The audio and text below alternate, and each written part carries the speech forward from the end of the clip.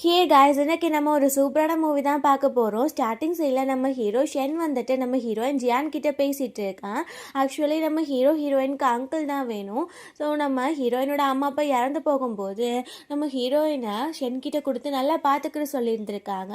So அவன் தான் அவளை வந்துட்டு ஹைஸ்கூல்லாம் படிக்க வச்சுருந்துருக்கான். அதுக்கப்புறம் இவங்களுக்குள்ள லவ் நல்லா பில்ட் ஆன உடனே அவங்க மேரேஜ் பண்ணியிருந்திருக்காங்க.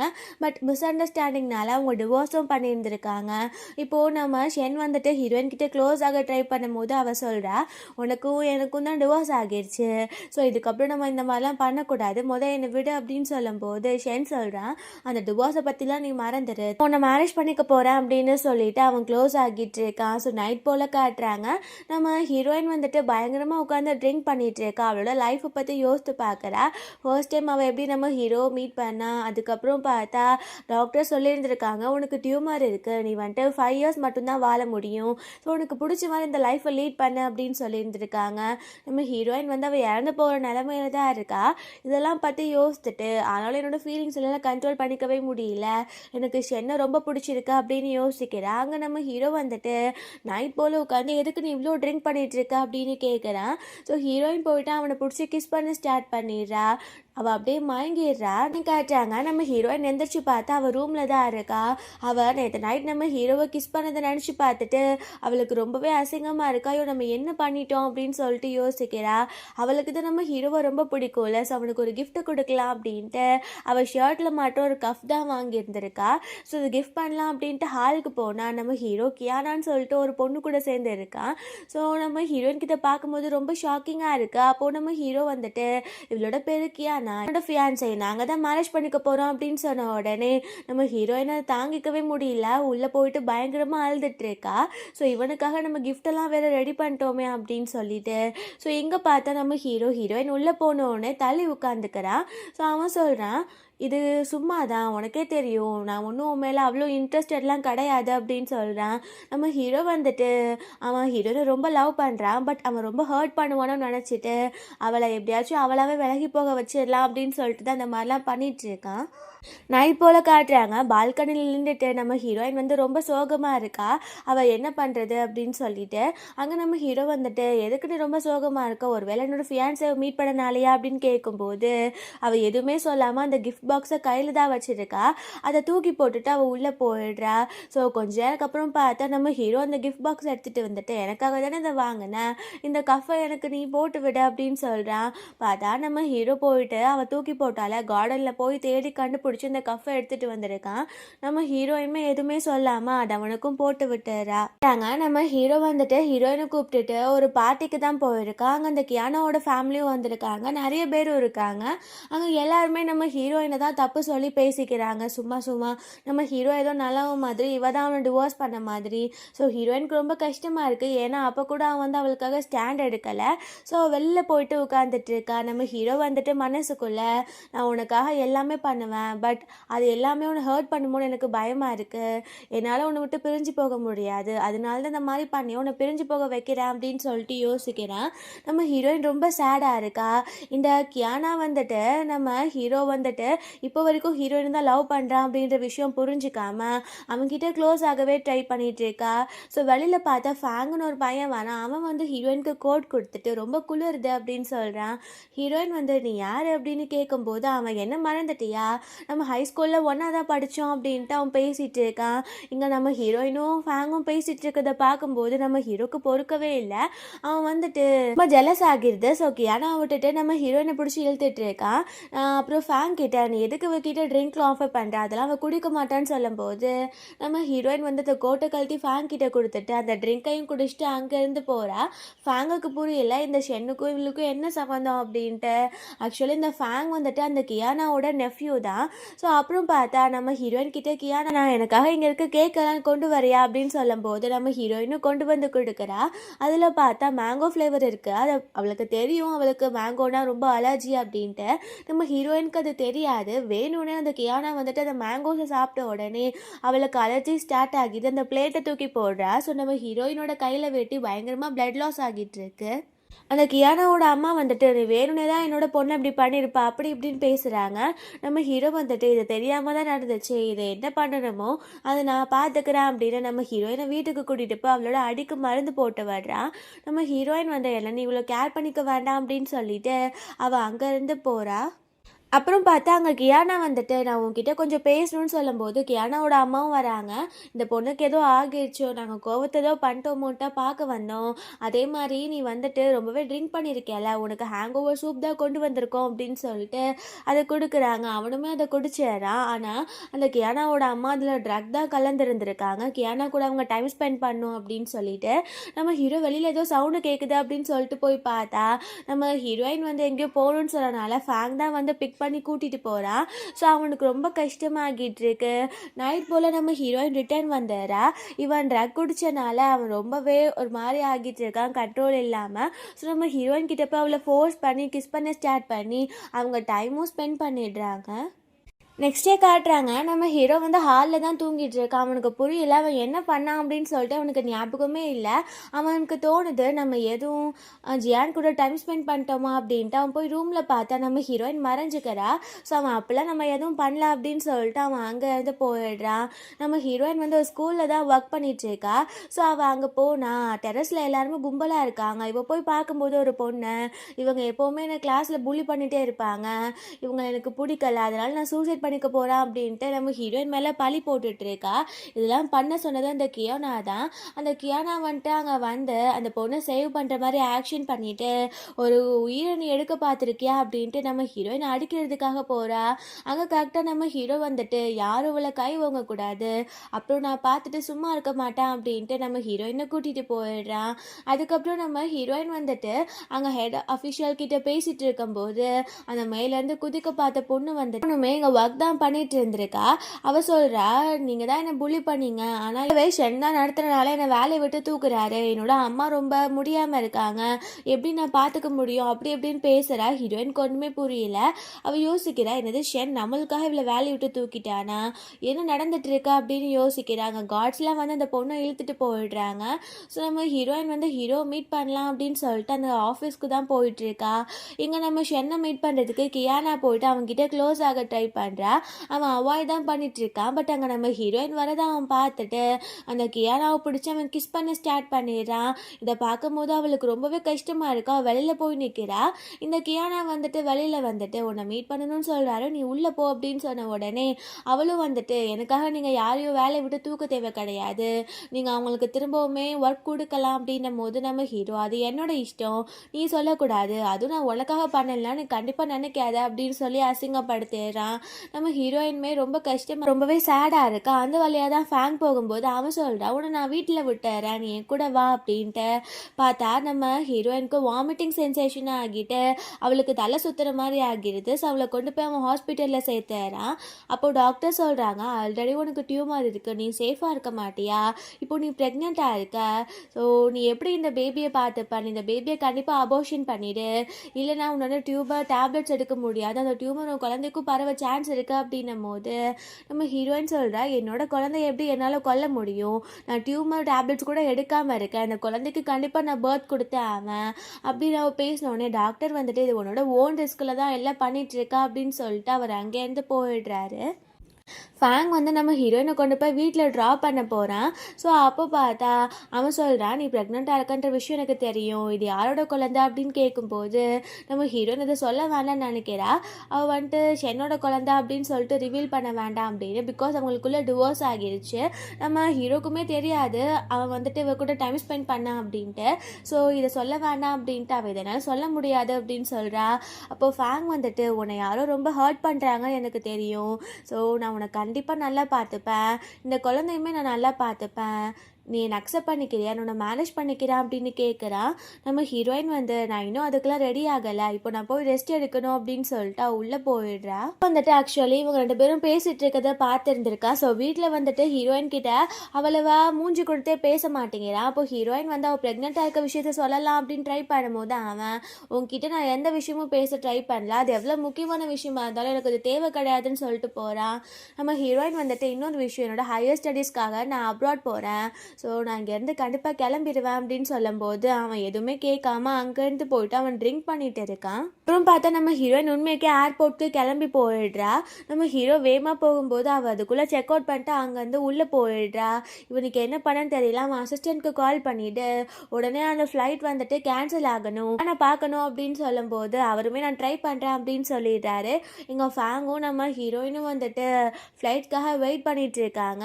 ஸோ நம்ம ஹீரோ வந்துட்டு ரொம்பவே நர்வஸாகவே இருக்கான். ஹீரோயின் கிளம்பிட்டாளா அப்படின்னு சொல்லிட்டு பார்த்தா பின்னாடி நம்ம ஹீரோயின் வந்துட்டு என்ன தேடி தான் நீங்கள் வந்தியா அப்படின்னு கேட்குறா. ஸோ வாய்ஸை கேட்டோன்னு பிடிச்சி ஹக் பண்ணிட்டு ரொம்பவே அலற மாதிரி ஆகிடுறான். நம்ம ஹீரோயினுமே அப்படியே தான் இருக்கா. நம்ம ஹீரோயின் வந்துட்டு அவன்கிட்ட ப்ரெக்னென்சி ரிப்போர்ட்டை காட்டும் போது அவனுக்கு தான் தெரியாது அவன் கூட இருந்தானே. ஸோ இது உன்னோட ஃபேங்கோட குழந்தையா, உனக்கு அவனை 1 மந்த்தாக தான் தெரியும், ஆனால் எப்படி உன்னால் எப்படி நான் பிரிஞ்சு போக முடிஞ்சிச்சு அப்படின்னு பேசும்போது நம்ம ஹீரோயின் வந்து என்ன நீ பைத்தியம் மாதிரி பேசிகிட்டு இருக்கியா அப்படின்னு அவளுக்கு டென்ஷன் ஆகிட்டு இருக்கு. அப்போ அவங்க ஃபேங்கும் வந்துட்டு ஆமாம் இது என்னோட குழந்தை தான், நான் தான் அவளை மேரேஜ் பண்ணிக்க போகிறேன் அப்படின்னு சொல்லிட்டு அவங்களுக்குள்ளே சண்டை வரப்போது அவன் வந்துட்டு ரிங்கை கொடுத்து ப்ரப்போஸும் பண்ணுறான்.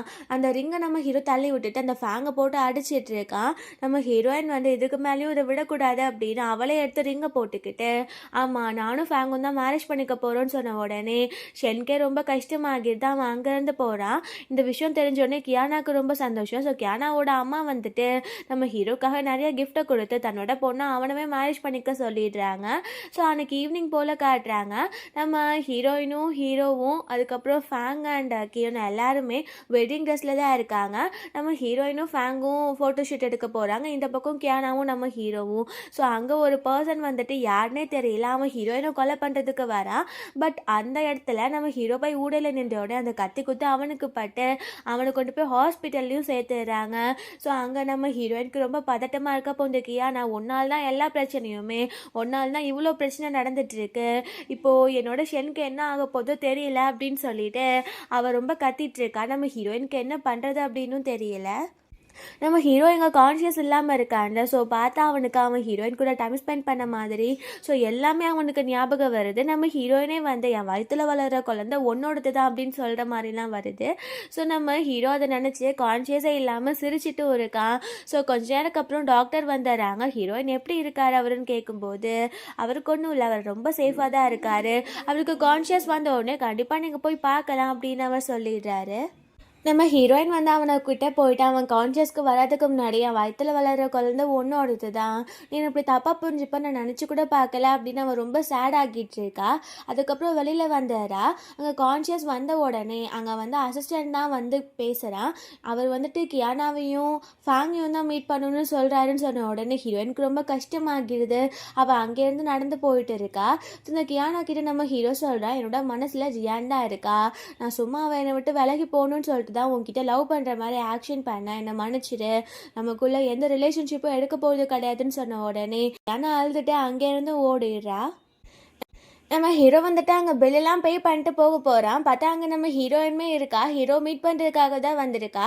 அப்போது ஹீரோவோட அசிஸ்டன்ட் சொல்கிறான் பாஸ் இங்கே ரிப்போர்ட்டர்ஸ்லாம் வந்துட்டாங்க, உங்களுக்குள்ளே ஏதோ அஃபேர் போயிட்டுருக்கு, நீங்கள் வந்துட்டு கியானாவை லவ் பண்ணுறதாகவும் நீங்கள் இவங்களை வந்துட்டு அஃபேர் வச்சிட்ருக்காவும் பேசிகிட்டு இருக்காங்க அப்படின்னு சொல்லும்போது நம்ம ஹீரோக்கு டென்ஷன் ஆகுது. இதெல்லாம் யார் ரிப்போர்ட்டர்ஸ் கிட்டே சொன்னா அப்படின்னு சொல்லிட்டு அங்கே ரிப்போர்ட்டர்ஸ்லாம் வந்து அவங்கக்கிட்ட பேச ட்ரை பண்ணுறாங்க. பட் நம்ம ஹீரோயினை கூப்பிட்டுட்டு அங்கேருந்து கிளம்புறான். இதெல்லாம் அந்த கியானா பார்த்த வேலை தான். ஸோ வீட்டுக்கு போன உடனே நம்ம ஹீரோயின் எதுவுமே பேசாமல் வீட்டுக்குள்ளே போயிடுறா.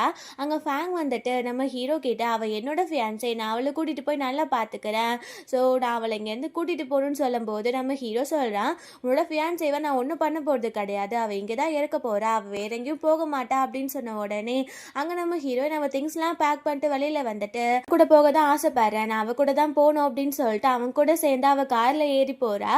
அப்புறம் அவள் வந்துட்டு நான் அவன் கூட வீட்டுக்கு வர நினைக்கல, நான் ஏர்போர்ட்க்கு தான் போக போகிறேன், நான் அப்ராட்க்கு போகணுன்னு சொல்லும்போது ஃபேங் சொல்கிறான் உனக்கு என்ன ஆச்சு, ஏன் இந்த மாதிரி பண்ணிகிட்டு இருக்க, நம்மளுக்கு மேரேஜ் ஆக போகுதுன்னு சொல்லும்போது அவள் சொல்கிறா உனக்கே தெரியும் நான் உன்னை லவ் பண்ணலன்னு, இந்த குழந்தையும் உன்னோடது கிடையாது, அது என்னோட குழந்தை, இப்போ உனக்கு புரியுதா, எனக்கு அவனை தான் பிடிக்கும், பட் அவன் கூட என்னால் இருக்க முடியாது, என்னை தயவு செஞ்சு நீ விடு அப்படின்னு சொல்லும்போது அவனுக்கு என்ன பண்ணனே தெரியல. ஸோ நம்ம ஹீரோயினும் ஏர்போர்ட்டில் இருக்கா. பார்த்தா நம்ம ஹீரோ ஒரு ப்ரெஸ் கான்ஃபரன்ஸ் தான் அரேஞ்ச் பண்ணி எடுத்துருக்கான். அது நம்ம ஹீரோயின் லைவாகவும் பார்த்துட்டு இருக்கா. அந்த ப்ரெஸ் கான்ஃபரன்ஸில் நம்ம ஹீரோ சொல்கிறான், அவளும் நானும் பிளட் ரிலேஷன்லாம் கிடையாது, அப்பாவும் என்னோட அப்பாவும் ஃப்ரெண்ட்ஸ். நான் வந்துட்டு ரொம்ப எல்டரான பையன். ஸோ என்னோட அப்பாவும் இறந்துட்டாங்க ஒரு ஆக்சிடெண்ட்டில், அவங்க பேரண்ட்ஸும் இறந்துட்டாங்க. ஸோ இறந்து போகிறதுக்கு முன்னாடி அவளை நல்லா வளர்க்க சொல்லி என்கிட்ட கொடுத்தாங்க. அப்புறம் எங்களுக்குள்ளே பிடிச்சி நாங்கள் வந்துட்டு மேரேஜ் பண்ணிக்கிட்டோம். மிஸ் அண்டர்ஸ்டாண்டிங்னால டிவோர்ஸ் பண்ணோம். பட் இப்போது நாங்கள் உண்மைக்கு 2 பேர்த்தையும் லவ் பண்ணிகிட்ருக்கோம். நான் அவள் கூட இருக்க மட்டும்தான் ஆசைப்பட்டுட்ருக்கேன்னு சொல்ல உடனே கியானா அழுதுட்டு அங்கேருந்து ஓடிடுறா. ஸோ நம்ம ஹீரோயின் வந்துட்டு இதெல்லாம் பார்த்துட்டு இவ்வளோ மனசுக்குள்ளே வச்சுட்டு என்கிட்ட எதையுமே நீ சொல்லலையா அப்படின்ட்டு அவளுமே அழுதுட்டு இருக்கா.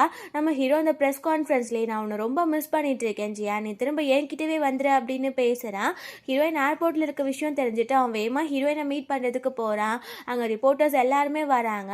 ஸோ அங்கே பார்த்து நம்ம ஹீரோ வந்துட்டு ரிங்கை கொடுத்து ப்ரப்போஸ் பண்ணி நான் உன்னை திரும்ப மேரேஜ் பண்ணிக்கணும்னு ஆசைப்படுறேன், வேண்டான்னு மட்டும் சொல்லிடாத, இந்த ரிங்கெல்லாம் நான் பர்சனலாக நானே டிசைன் பண்ணது அப்படின்னு சொன்ன உடனே ஹீரோயின் வந்து சிரிச்சுட்டு அக்செப்டும் பண்ணிக்கிறேன். அவனுமே ரிங் போட்டு விட்டுறான். அவங்களுக்கு ரொம்ப ஹாப்பியாகவும் இருக்குது. நம்ம ஹீரோயின் வந்து வாஷ்ரூமில் நின்று அந்த ரிங்கை பார்த்துட்டே சிரிச்சிட்டு ரொம்பவே சந்தோஷமாக இருக்கா. அப்போது கியானா உள்ளதாக இருக்கா. அவள் வந்துட்டு அவனை லவ் பண்ணி உன்னை திரும்ப அக்செப்ட் பண்ணிக்கிட்டேன்னு நினச்சியா, அவன் வந்து ஏதோ அஃபைர் வச்சுருக்கான்னு சொல்லிட்டு அவனோட ஸ்டாக் ப்ரைஸ் எல்லாமே குறைஞ்சி போச்சு, அதை திரும்பவுமே பழையபடி கொண்டு போகணுன்னு சொல்லிட்டு தான் அவன் இந்த மாதிரி ட்ராமாவே பண்ணியிருக்கான் அப்படின்னு மைண்ட் வாஷ் பண்ணிகிட்டு இருக்கா. ஸோ நம்ம ஹீரோயினுக்கு ரொம்ப கஷ்டமாக இருக்குது. ஹீரோ வெளியில் தான் வெயிட் பண்ணிட்டு இருந்தேன். கியானா வெளியில் வரும்போது நீ என்ன உள்ளே பண்ணிகிட்டு இருக்க, உள்ளே ஜியான் தானே இருந்தா அப்படின்னு கேட்கும்போது அவள் நான் இப்போ தான் ரெஸ்ட்டு போயிட்டு வெளில வந்தேன், இதில் என்ன உனக்கு பிரச்சனைன்னு சொல்லும்போது நம்ம ஹீரோயின் உள்ளே அழுதுட்டு இருக்க மாதிரி சவுண்ட் கேட்குது. நம்ம ஹீரோ உள்ளே போகலாம் ட்ரை பண்ணும்போது இது லேடிஸ் ரெஸ்ட் ரூம், நீ போகலாமா அப்படின்னு கேட்டு தடுத்துறா. அங்கே நம்ம ஹீரோயின் வெளியில் வந்து பார்க்கும்போது அந்த கியானா வில்லத்தனமாக சிரிக்கிறா. நம்ம ஹீரோ கூட நின்றுட்டு ஹீரோயின் எதுவுமே சொல்லாமல் அவள் அங்கேருந்து போகிறா. நம்ம ஹீரோவும் ஹீரோயினும் வந்துட்டு போய் அவங்க மேரேஜ் சர்டிஃபிகேட்டும் வாங்கிடுறாங்க. ஹீரோக்கு ரொம்பவே ஹாப்பியாக இருக்குது. பட் ஹீரோயின் கொஞ்சம் சேடாக இருக்க மாதிரி தான் இருக்குது. அவன் வீட்டுக்கு போயிட்டு நம்ம ஹீரோனோட டேப் ஓப்பன் பண்ணுறான். பார்த்தா அவனுக்கு பாஸ்வேர்ட் தெரியல. அவனோட பாஸ்வேர்ட், அதாவது அவனோட பர்த் டேட்டை போட்டால் அது ஓப்பன் ஆகிடுச்சு. ஸோ அவனுக்கு புரியுது நம்ம ஹீரோயின் வந்து எப்போவுமே அவனை ஃபுல்லாக லவ் பண்ணிகிட்டே தான் இருந்திருக்கா அப்படின்ட்டு. அவன் ஷவர் எடுத்துகிட்டு போனால் அங்கே நம்ம ஹீரோயின் அழுதுட்டுருக்கா. அவகிட்ட நீ என்ன அழுதுட்டுருக்க, மேரேஜ் பண்ணதுலேருந்து நீ அழுதுட்டு தான் இருக்க, இந்த மாதிரி இருந்தால் என்னால் எப்படி நிம்மதியாக இருக்க முடியும், என்ன பிரச்சனையோ நீ என்கிட்ட சொல்லு அப்படின்னும் போது நம்ம ஹீரோயின் சொல்கிறா, உன்னோட ஸ்டாக் ப்ரைஸ் குறைஞ்சிருச்சுன்னு சொல்லிட்டு தானே என்கிட்ட நீ லவ் பண்ணுற மாதிரி நடித்தேன், ஆனால் நான் கண்டிப்பாக ஒன்று இப்படி எதிர்பார்க்கவே இல்லைன்னு சொல்லும்போது நம்ம ஹீரோ வந்துட்டு இது யார் சொன்னால், கண்டிப்பாக உங்ககிட்ட யாரோ தப்பாக என்னை போர்ட்ரேட் பண்ணுறதுக்காக சொல்லியிருக்காங்க, நான் அந்த மாதிரி ஒன்றும் பண்ணவே கிடையாது, நீ தப்பாக புரிஞ்சுக்கிட்டா புரிஞ்சுக்கோ அப்படின்னு சொல்லிட்டு அவன் அங்கேருந்து போகிறான். நம்ம ஹீரோயின் வந்துட்டு ஐயோ நம்ம உண்மைக்கே தப்பு தான் பண்ணிட்டோமோ அப்படின்னு சொல்லிட்டு அவளும் யோசித்துட்டு இருக்கா. நைட்டு சேடாக நம்ம ஹீரோ இருக்கும்போது ஹீரோயின் போய் அவனை ஹக் பண்ணிக்கிட்டு சாரி நான் தெரியாமல் பண்ணிட்டேன், நான் தெரியாமல் அந்த கியானாவோட பேசி கேட்டுட்டேன், இதுக்கப்புறம் நான் அந்த மாதிரி பண்ண மாட்டேன்னு சொல்லும்போது நம்ம ஹீரோ சொல்கிறான், அவனோட உண்மைக்கே நான் ரொம்ப லவ் பண்ணிட்டு இருக்கேன், நீ இந்த மாதிரிலாம் பண்ணக்கூடாது சரியா அப்படின்னு சொல்லிட்டு அவகிட்ட க்ளோஸ் ஆக ட்ரை பண்ணுறான். அப்போது அவன் கேட்குறான், நான் இதுக்கு முன்னாடி உங்ககிட்ட டைம் ஸ்பெண்ட் பண்ணியிருக்கேனா அப்படின்னு கேட்கும்போது அவளுமே அவளை வளர்ந்துட்டு இருக்க குழந்தையும் உன்னோடதான்னு சொன்ன உடனே அவனுக்கு அசிங்கமாக இருக்கா. எனக்கு ஃபேங்கை வச்சு அவன் தப்பாக பேசினான்ல, ஸோ அவன் ரொம்ப அழுதுட்டு தேவையில்லாமல் நான் அவன் மேலே பழி போட்டுட்டான், இதுக்கப்புறம் நான் அந்த மாதிரி பண்ண மாட்டான் அப்படின்னு சொல்லிட்டு அவன் பயங்கரமாக அலறான். ஹீரோயினும் கன்சோல் பண்ணிகிட்ருக்கா. நெக்ஸ்ட் மார்னிங் காட்டுறாங்க. ஹீரோயின் எந்திரிச்சு வந்து பார்த்தா அங்கே நம்ம ஹீரோ வந்துட்டு நியூட்ரிஷன் கிட்டலாம் கால் பண்ணிவிட்டு நம்ம ஹீரோயினுக்காக அது ஃபுட்டெல்லாம் ப்ரிஸ்கிரைப் பண்ண சொல்லிட்டு இருக்கா. ஹீரோயினுக்கு இதை பார்க்கும்போது ரொம்ப ஹாப்பியாக இருக்குது. அப்புறம் செக்கப்புக்காக தான் போயிருக்காங்க. நம்ம ஹீரோ ரொம்ப ஹாப்பியாக இருக்கான். அப்போ டாக்டர் சொல்கிறாங்க, உன்னோட டியூமர் வந்து ரொம்ப சீரியஸாக ஆகிட்டு இருக்கு, இப்போ நீ என்ன பண்ண போகிறேன்னு சொல்லும்போது நம்ம ஹீரோயின் சொல்கிறா, என்னோட குழந்தை இந்த வேர்ல்டுக்கு வந்து ஆகணும், என்னை பற்றி நீங்கள் யோசிக்காதீங்க, என்னோட குழந்தைக்கு மட்டும் டேப்லெட்ஸ் கொடுங்க அப்படின்னு சொல்லிடுறா. ஸோ வீட்டுக்கு போனதுக்கப்புறம் நம்ம ஹீரோ கிட்ட நம்மளோட குழந்தைக்கு காட்ட நம்மளோட நிறைய ஃபோட்டோஸ் தேவைப்படும், ஸோ நம்ம எடுத்துக்கலாம் அப்படின்ட்டு அவங்க ஃபோட்டோ ஷூட்டுமே பண்ணுறாங்க. நைட் போல் நம்ம ஹீரோயின் இருக்கும் போது அங்கே ஃபேங் வந்துட்டு ஒரு ஃபோட்டோவை எடுத்து சென்ட் பண்ணுறான். பார்த்தா அதில் அவன் ரொம்ப ட்ரிங்க் பண்ணிட்டு இருக்க மாதிரி இருக்குது. நம்ம ஹீரோயின் வந்து அவனை மீட் பண்ண போகலாம் அப்படின்னு சொல்லிட்டு அவள் கிளம்பிடுறா. ஸோ பார்த்தா அங்கே ஃபேங் ரொம்ப ட்ரிங்க் பண்ணியிருக்கனால ஹீரோயின் போய் டோரை நாக் பண்ண உடனே அவளை உள்ளே பிடிச்சி இழுத்துறான். ஸோ அந்த ஃபோட்டோவை இந்த கியானா எடுத்து ஹீரோக்கு சென்ட் பண்ணிடுறா. ஹீரோ வந்துட்டு தப்பான மீனிங்கில் யோசிக்கலை, ஹீரோயினுக்கு ஏதாச்சும் ஆகிருமோ அப்படின்ட்டு வேமா அந்த பிளேஸ்க்கு தான் போகிறான். எங்கே பார்த்தா ஃபேங் வந்துட்டு நம்ம ஹீரோயினை பிடிச்சி ரொம்ப ஃபோர்ஸ் பண்ணிட்டு இருக்கான். ஹீரோ வேமா அந்த பிளேஸ்க்கு வந்துட்டு டோரை ஓப்பன் பண்ணால் அவனோட தலையில் அடிப்பட்டதுக்கு ஹீரோயின் மருந்து வச்சிட்டு இருக்கா. ஸோ ஃப்ளாங் வந்துட்டு அவகிட்ட க்ளோஸ் ஆக ட்ரை பண்ணும்போது அவளை டார்ச்சர் பண்ணும்போது அவனே அவனை ஸ்டாப் பண்ணிட்டு நான் என்ன என்ன பண்ணிட்டு இருக்கேன், அந்த மாதிரிலாம் பண்ணக்கூடாது அப்படின்னு சொல்லிட்டு அந்த பாட்டில் எடுத்து அவனே அவன் தலையில் அடிச்சிருந்துருக்கான். ஸோ அதனால தான் நம்ம ஹீரோயின் ஃபர்ஸ்ட் எய்ட் கொடுத்துட்ருக்கா. நம்ம ஹீரோ வந்துட்டு நான் டாக்டரை வர சொல்கிறேன், நீ என் கூட வந்துடு அப்படின்ட்டு அவளை அங்கேருந்து கூட்டிகிட்டு போக போகிறான். அவளுக்கு வயிறில் ரொம்ப பெயின் ஆக ஆரம்பிச்சிருது. ஸோ அவளை கொண்டு போய் ஹாஸ்பிட்டல்லையும் சேர்த்துறாங்க. அப்போ டாக்டர் எல்லா உண்மையும் சொல்லிடுறாங்க. அந்த பொண்ணுக்கு பிரைன் டியூமர் இருக்குது. ஸோ அது இருக்கிற வரைக்கும் இந்த குழந்தைய அவளால் ஒழுங்காக பர்த் கொடுக்க முடியாது. ஒரு வேளை அந்த குழந்தைய அவள் பெற்றுட்டானா அவள் உயிரோடு இருக்க முடியாது.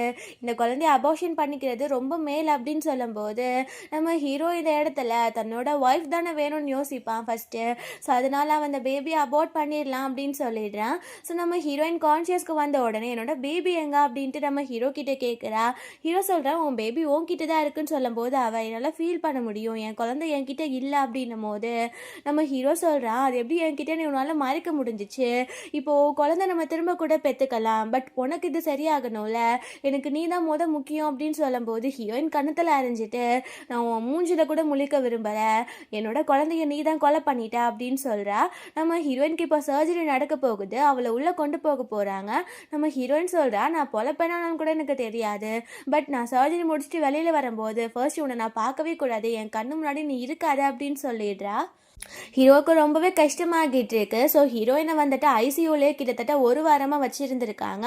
ஆப்ரேஷன் முடிஞ்சும் ஹீரோ டெய்லியுமே டெம்பிளுக்கு போயிட்டு அவன் சாமி கும்பிட்டுட்டே இருக்கான். அங்கே இருக்க மாங்க் வந்துட்டு ஹீரோ கிட்ட ஒரு ப்ரைஸ்லெட் கொடுத்துட்டு இது உன் கையில் போட்டுக்கோ, நீ வந்துட்டு என்ன நினைக்கிறியோ அது கண்டிப்பாக நடக்கும் அப்படின்னு சொல்கிறாங்க. ஹீரோ அவனோட முழு மனசாக கோயிலே தான் சாமி கும்பிட்டுட்டே இருக்கான், நம்ம ஹீரோயினுக்கு ஒன்றும் ஆகிடக்கூடாது அப்படின்னு சொல்லிட்டு.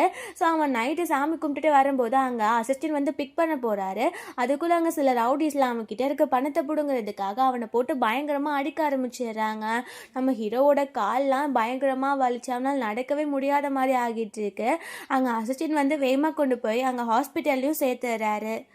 இங்கே நெக்ஸ்ட் டே காட்டுறாங்க. நம்ம ஹீரோயினுக்கு கான்ஷியஸ் வந்துடுது. அவள் கண்ணாடி முன்னாடி நின்று லிப்ஸ்டிக்லாம் அப்ளை பண்ணிவிட்டு ரொம்ப க்யூட்டாக இருக்குது அப்படின்னு சொல்லி யோசிக்கிறா. நம்ம ஹீரோக்கு அவங்க காலில் அடிச்சனால அவனோட காலே வந்துட்டு ஒர்க் ஆகாத மாதிரி ஆகி அவன் இப்போ வீல் சேரில் தான் இருக்கான். அவன் ஹீரோயினை பார்க்க வரும்போது ஹீரோயின் ஆல்ரெடி கான்ஷியஸ்க்கு வந்துட்டு ஹீரோ வந்து ஹக் பண்ணிவிட்டு என்னோட அம்மா அப்பாவுக்கு அப்புறம் எனக்கு எப்போவுமே நீங்கள் தானே, ஸோ நான் உங்களை ரொம்ப மிஸ் பண்ணேன் அப்படின்னு பேசுகிறா. அப்போ அசிஸ்டன்ட் சொல்கிறாரு பாஸ் நான் டாக்டர் கிட்டே பேசினேன், இவங்களுக்கு 7 இயர்ஸ்க்கான மெமரி போயிடுச்சு. ஸோ 7 இயர்ஸ்க்கு முன்னாடி அவங்க எப்படி இருந்தாங்களோ அது மட்டும்தான் அவங்களுக்கு ஞாபகம் வருது. இந்த மாதிரி 7 இயர்ஸ்க்குள்ளே நடந்த எந்த மெமரிஸையும் அவங்களுக்கு திரும்ப கொண்டு வர வேண்டாம்னு சொல்லிட்டு டாக்டர் சொன்னாருன்னு சொல்லும்போது நம்ம ஹீரோமே அதுக்கு ஓகேன்னு சொல்லிடுறான். நம்ம ஹீரோவை இன்னும் பார்க்குறதுக்காக அங்கே ஃபேங் வரான். அவளுக்காக பொக்கேஸ்லாம் கொடுத்துட்டு ஹீரோ கிட்டே பேசுறதுக்காக வெளியில் வந்துடுறான். ஹீரோ சொல்கிறான் இவளுக்கு எந்த மெமரிஸும் இல்லை, இதில் ஸ்கோர் பண்ணலான்னு சொல்லிட்டு வந்துட்டியா, கண்டிப்பாக அதுக்கு நான் இடம் கொடுக்க மாட்டேன்னு சொல்லும்போது ஃபேங் சொல்கிறான் என்னை பொறுத்தளவு ஜியான் வந்துட்டு ஒரு ஏஞ்சல் மாதிரி, ஸோ கடவுள் எனக்கு இன்னொரு சான்ஸ் கொடுத்துருக்காருன்னு நான் நினச்சிக்கிறேன், ஏன் நீங்கள் மட்டும்தான் அவளை வந்துட்டு லவ் பண்ணணுமா, நான்லாம் பண்ணக்கூடாதா அப்படின்னும் போது நம்ம ஹீரோ யோசிக்கிறான் லாஸ்ட் டைமும் நான் தான் அவளை ஹர்ட் பண்ணேன் அப்படின்ட்டு. சரி ஓகே, பட் அவளை நீ எப்போவுமே ஹர்ட்டே பண்ணக்கூடாது அப்படின்னு சொன்ன உடனே ஃபேங்குமே சரின்னு சொல்லிடுறான். நம்ம ஹீரோயினை ஹாஸ்பிட்டல்லேருந்து ஃபேங் தான் வெளில கூட்டிகிட்டு வந்துட்டு இருக்கான். இந்த பக்கம் ஆப்போசிட்டில் நம்ம ஹீரோவும் அசிஸ்டண்ட்டும் நின்றுட்டு இருக்காங்க. ஹீரோவும் வந்துட்டு ரொம்ப கஷ்டமாக இருக்குது ஹீரோயினை ஃபேங் கூட பார்க்கும் போது, பட் அவன் அதை அக்செப்ட் பண்ணிக்கிறான். பிகாஸ் நம்ம ஹீரோயின் வந்து ஃபேங் கூட இருக்கும் போது ரொம்பவே ஹாப்பியாக இருக்கா. இந்த கியானா இருக்கால அவள் ஹீரோவை மேரேஜ் பண்ணிக்கணும் அப்படின்னு ஹீரோயினை ஆக்சிடென்ட் பண்ணுறதுக்காக காரில் ஸ்பீடாக வரா. ஸோ அந்த டைமில் ஃபேங் வந்துட்டு ஹீரோயினை பிடிச்சி தள்ளி விட்டுட்டு அவன் ஊடையில் வந்து விழுந்த உடனே அவன் காரில் ஆக்சிடென்ட் ஆகி அவனுக்கு நிறைய பிளட் லாஸ் ஆகிட்டு இருக்கு. அந்த கியானா அங்கேருந்து தப்பிச்சு ஓடிட்டுருக்கா. பட் அசிஸ்டன்ட் போலீஸ்க்கு கால் பண்ணிடுறாரு. நம்ம ஹீரோயின் தலை போய் கீழே பயங்கரமாக இடிச்சினால அவளுக்கு எல்லா மெமரிஸும் திரும்ப வந்துட்டுருக்கு. அவளுக்கு தலை பயங்கரமாக வலிச்சிட்ருக்கு. அவள் வந்துட்டு போய் வேகமாக நம்ம ஃபேங்கை தான் தூக்குறா. அவன் ரொம்ப அழுதுட்டுருக்கா. அப்போது ஃபேன் சொல்கிறான் எனக்காக அழாத, எப்போவுமே உன்னை ப்ரொடெக்ட் பண்ணணும்னு நினச்சேன், அதே மாதிரி நான் பண்ணிட்டேன், எனக்காக நீ ஃபீல் பண்ணாத அப்படின்னு சொல்லிட்டு இருக்கான். ஸோ அவனை கொண்டு போய் அவங்க ஹாஸ்பிட்டல்லையும் சேர்த்துடுறாங்க. நம்ம ஹீரோயினுக்கு இப்போ எல்லா மெமரிஸும் வந்துடுது. பட் நம்ம ஹீரோ கிட்ட அவள் எதையுமே சொல்லிக்கல. அங்கே டாக்டருமே வந்துட்டா அந்த பையனை நாங்கள் சேவ் பண்ணிட்டோம், அவர் ஓகேவாக தான் இருக்காருன்னு சொன்னதுக்கப்புறம் தான் அவளுக்கு மனசே வருது. அவளை வந்துட்டு நம்ம ஹீரோ அசிஸ்டன்ட் கிட்ட சொல்லி வீட்டுக்கு கூட்டிகிட்டு போக சொல்லிடுறான். நம்ம ஹீரோயின் வீட்டுக்கு போனோடனே பார்த்தா அங்கே அவனோட குழந்தைக்காக செஞ்சு வச்ச அந்த தொட்டில் தான் இருக்குது. அதை ஹீரோவே அவன் கையால் பண்ணியிருந்திருக்கான். ஸோ ஹீரோயின் யோசிக்கிறேன், நான் வந்து தப்பாக தான் பிஹேவ் பண்ணியிருக்கேன். அவன் என்ன காப்பாற்றணுன்றதுக்காக தான் குழந்தை வேண்டான்னு சொல்லியிருக்கான். பட் அந்த குழந்தைக்காக அவன் அவ்வளோ பாசமாக இருந்தான் அப்படின்னு சொல்லிட்டு அவளுக்கு ரொம்ப கஷ்டமாக இருக்குது. ஸோ எல்லா இடத்துலையுமே நம்ம ஹீரோ வந்துட்டு அவளை ரொம்ப லவ் பண்ணியிருந்திருக்கான் அப்படின்னு சொல்லிட்டு அவளுக்கு புரியுது. அங்கே அசச்சின் வந்துட்டு ஹீரோவோட திங்ஸ்லாம் பேக் பண்ணிட்டு போகும்போது அவள் கேட்குற, என்ன ஆச்சு இப்போ, ஏன் ஷென் வந்துட்டு வீல் சேரில் இருக்காரு அப்படின்ட்டு வந்து சொல்கிறான். அந்த மாதிரி அவன் கோயிலில் போய் அவன் ப்ரே பண்ணது, ரவுடிஸ்லாம் வந்து அவனை அடித்தது, எல்லா விஷயத்தையும் அவர் சொல்லிடுறாரு. ஸோ ஹீரோயினுக்கு ரொம்ப கஷ்டமாக இருக்குது. ஸோ அவன் எவ்வளோ லவ் பண்ணியிருக்கான் அப்படின்ட்டு இவளுக்கு புரியுது. ஸோ எங்க ஹாஸ்பிட்டலில் காட்டுறாங்க, நம்ம ஹீரோ எந்திரிச்சு நடக்க ட்ரை பண்ணுறான். பட் 2 ஸ்டெப் தான், அதுக்கு மேலே அவனால் வைக்க முடியல. அவன் அப்படியே அங்கே கீழே விழுந்துட்டு அந்த காலை போட்டு அடிச்சிட்டு இருக்கான். எதுக்கு இந்த மாதிரி நீ பண்ணுற அப்படின்ட்டு நம்ம ஹீரோயின் வேமா வந்து அழுதுட்டு அவனை ஹக் பண்ணிக்கிறா. அவள் சொல்கிறா, நீ எனக்கு வந்துட்டு ஹெல்ப் பண்ணி இப்போ நான் உயிரோட இருக்கேன், அந்த மாதிரி உன் காலையும் நான் சரி பண்ணிடுவேன், எல்லாம் என்னால் தானே அப்படின்னு சொல்லிட்டு அழறா. இப்போ நம்ம ஹீரோக்கு அவன் காலுக்குள்ளே இல்லாத பிரச்சனை கிடையாது. அப்போ நம்ம ஹீரோ கூட இருக்கான்றது அவனுக்கு அவ்வளோ ஹாப்பியாக இருக்குது. ஸோ அப்படியே வந்துட்டு சில மந்த்ஸ் லேட்டர் காட்டுறாங்க. இப்போ நம்ம ஹீரோயின் ப்ரெக்னெண்ட்டாக இருக்கா. ஸோ அவள் ரொம்ப ஹாப்பியாக அவளோட பேபிக்கு என்னென்ன பண்ணலாம் அப்படின்னு சொல்லிட்டுலாம் அவள் சர்ச் பண்ணிகிட்டு இருக்கா. ஸோ அங்கே நம்ம ஹீரோ வந்துட்டு வரான். அவனுக்குமே இப்போ கால் ரொம்ப சரியாகிடுச்சு. அவன் வந்துட்டு நீ சாப்பிட்டியா அப்படின்னு சொல்லிட்டு கேட்டேன். அவங்க ரொம்ப ஹாப்பியாக அந்த லைஃப்பை லீட் பண்ணிகிட்டு இருக்காங்க. இப்படியே ஹாப்பி என்டிங்கோட அவங்க பழசெல்லாம் யோசிக்காமல் ரொம்ப சந்தோஷமாக இந்த மூவி முடிஞ்சிடுது. கண்டிப்பாக உங்களுக்கும் இந்த மூவி பிடிச்சிருக்குன்னு நினைக்கிறேன். அப்படி பிடிச்சிருந்தா லைக் பண்ணுங்கள், ஷேர் பண்ணுங்கள், கமெண்ட் பண்ணுங்கள், அண்ட் மறந்துடாமல் சப்ஸ்கிரைப் பண்ணுங்கள். Bye guys.